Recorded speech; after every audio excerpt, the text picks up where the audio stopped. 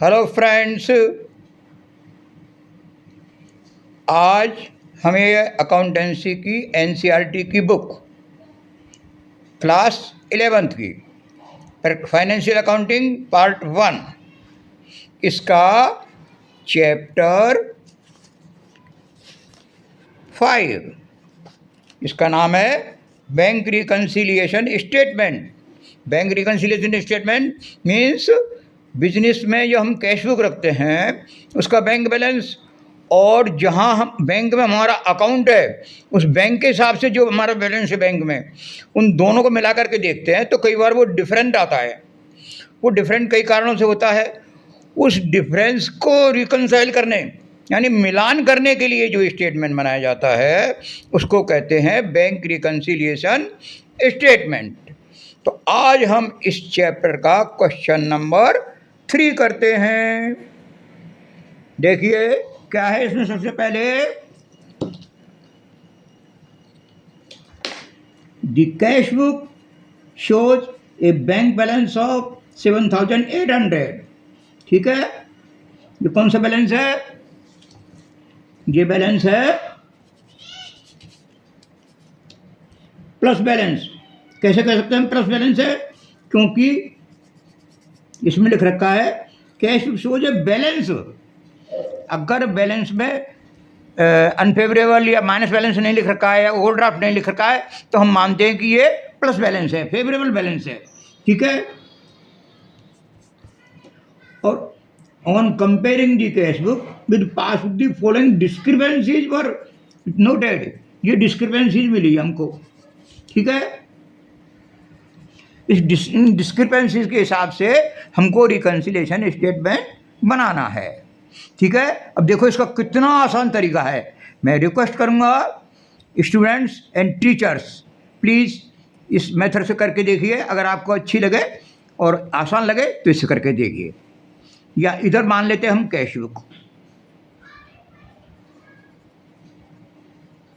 और इधर मान लेते हैं हम पासबुक। अब इसमें पहला ट्रांजैक्शन है checks deposited in bank but not credited 3,000।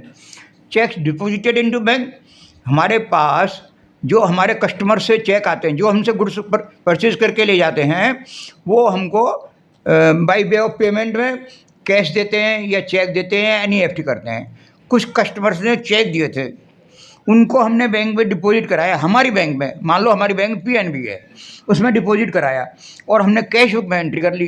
तो ये मान लिया कि बैंक में डिपॉजिट हो जाएंगे और बैलेंस को बढ़ा लिया कैश बुक में। लेकिन ये डिपॉजिट होने में 2-3 दिन लगते हैं। और अगर हमने उसी दिन जा कर के बैंक में पूछ लिया कि हमारा बैलेंस बढ़ गया क्या 3,000 रुपये से, तो वो कहेगा नहीं अभी कहाँ से बढ़ गया, 2-3 दिन लगेंगे। तो इसलिए वहाँ पर बैलेंस है -3,000। ठीक है, बैंक में 3,000 कम है। दूसरा पॉइंट है चेक्स इशूड। हमने जिन दुकानदारों से गुड्स परचेज किया है उनको भी हम by way of cash, cheque, NEFT payment देते हैं। जिनको हमने चेक इशू किए हैं, चेक दिए हैं, वो कई बार देखते हैं कि छोटी अमाउंट है, बाद में ले लेंगे पेमेंट। इकट्ठे जब हो जाते हैं ना चेक 10-20, तब पेमेंट लेते हैं। तो हमने तो जब चेक दिया, इशू किया, उसी वक्त ये मान लिया कि बैलेंस कम हो जाएगा। लेकिन क्या वहाँ भी कम हो गया? वहाँ वो इसमें लिख रखा है कि not yet presented for payment, यानी कि वहाँ पर 1,500 रुपये से बढ़ा हुआ है बैलेंस, क्योंकि वो क्रेडिटर गया ही नहीं पेमेंट ले रहे हैं। तीसरा पॉइंट है insurance premium paid by bank 2,000। कई चीज़ें क्या है कि हम चेक के थ्रू प्रीमियम देते थे पहले इंश्योरेंस कंपनियों को। अब बैंकों ने ये कह दिया कि आप चाहो तो मंथली जो आपका रेगुलर पेमेंट है उनका काम हमको सौंप दो, हम अपने आप दे दिया करेंगे। ठीक है। तो हमने कहा ठीक है हमारा 2,000 रुपये पेमेंट दे देना।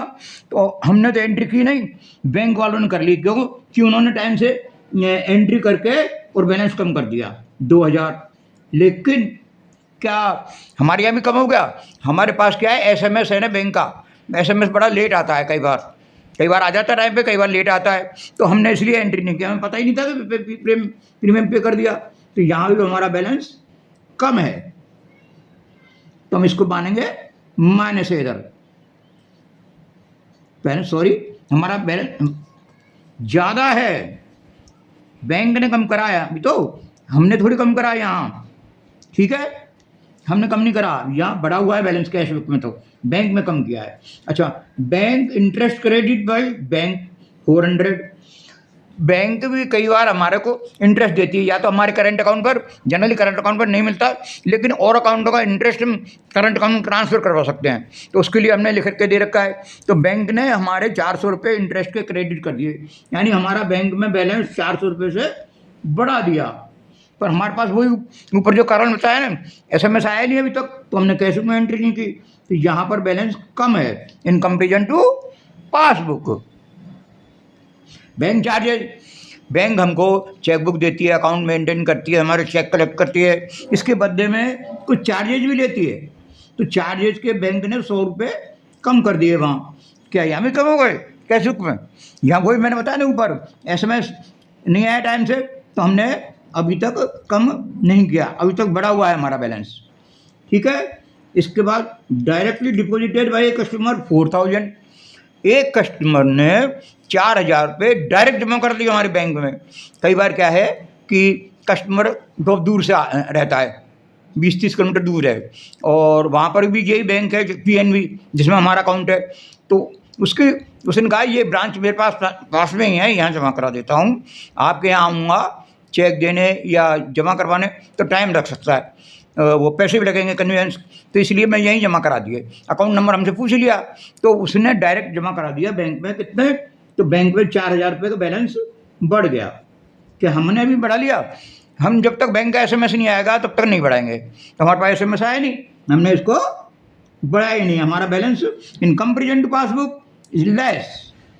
ये अब सारी एंट्री हो गई है ना। अब हम रिकन्सिलिएशन स्टेटमेंट बनाते हैं। देखो कैसे बनाएंगे।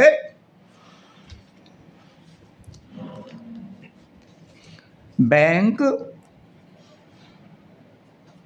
Reconciliation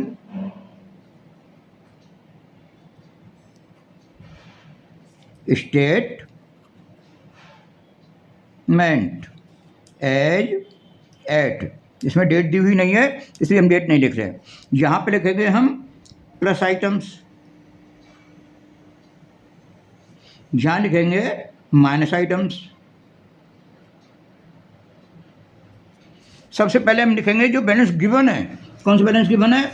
balance cash book shows bank balance of 7800, balance as per cash book 7800। ये प्लस क्यों मानते हैं? प्लस इसलिए मानते हैं क्योंकि जब तक हमको ये नहीं दे रखा हो कि ये अनफेवरेबल है तब तक हम इसको फेवरेबल मानते हैं, या माइनस नहीं रखा हो 7800, ठीक है। इसके बाद है नेक्स्ट आइटम प्लस का, ये तो ये हो ही गया है ना। अब दूसरा आइटम प्लस का है 1500 ऐड। क्या है ये 1500? Checks issued, checks issued but not yet presented. कितने? 1500। फिर नेक्स्ट आइटम प्लस का, ये हो गया, ये हो गया, ये हो गया। अब प्लस का एक आइटम ये 400 का है, ये 400 है bank interest, bank interest credit 400, ये हो गया। अब कौन सा आइटम है प्लस का? 4000 directly deposit by bank, directly deposit by bank 4000, ठीक है। ये प्लस का आइटम पूरे हो गए। अब हम माइनस का आइटम पे चलते हैं। लेस, लेस में क्या है? फर्स्ट आइटम, लिस्ट में फर्स्ट आइटम है 3000 का। क्या है ये? Check deposited into bank, checks deposited into bank, not collected. कितने? 3000। ये माइनस क्या है? ये एक आइटम ये हो गया। फिर माइनस का 2000 insurance premium paid by bank, insurance paid by bank, कितना?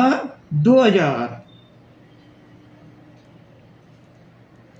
तीसरा आइटम,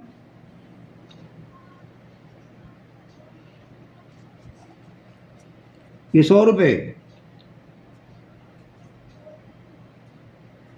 ये है बैंक चार्जेज,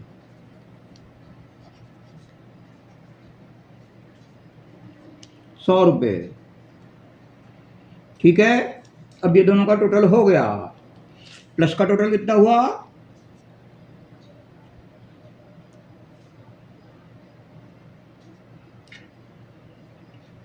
13,700। माइनस का टोटल 5,100। अब जो टोटल ज़्यादा है उसमें से कम को माइनस करेंगे, यानी कि 13,700 में से माइनस करेंगे हम 5,100। कितने बचे? 8,600। ये 8,600 हमारा आंसर आ गया। देखिए, देखो वो बच्चों, कितनी जल्दी आ गया आंसर, 8,500। इसको किधर लिखेंगे? जिधर का टोटल कम है। ठीक है, अब दोनों साइड टोटल कितना हो गया? 13,700 और 13,700। ठीक है, अब इस बैलेंस को कैसे लिखेंगे? ये 8,600 को bank balance as per passbook. ये आंसर आ गया। देखो कितना आसान है। थैंक यू बच्चों। अगर आपको ये पसंद आए तो वीडियो को लाइक करें, शेयर करें, सब्सक्राइब करें। Thank you.